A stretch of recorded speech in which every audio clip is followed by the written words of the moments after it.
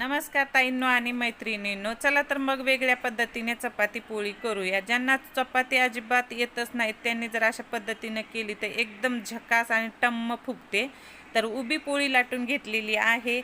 त्यानंतर बोटाच्या मदतीने 2 भाग केलेले आहेत आणि त्यामध्ये तेल लावलेलं आहे आणि वरतून थोडंसं पीठ टाकलेलं आहे, सुकं पीठ, आणि साईडच्या कडा छान दाबून घेतलेले आहेत। एकदम पॅक करायचे आहेत, नाही तर पोळी फुटली तर आपली फुगणार नाही। तर पीठ लावून दोन्ही बाजूने पोळी लाटून घ्यायची आहे। पोळी लाटण्याची पद्धत अशी आहे की पोळी दोन्ही बाजूंनी लाटून घ्यायची आहे, जेणेकरून मऊ लुसलुशीत होते। तर तवा गरम झालेला आहे आणि पोळी एक साईडनं भाजून झाल्याच्या नंतर दुसरी साईड भाजायची आहे, नंतर तेल लावायचं आहे।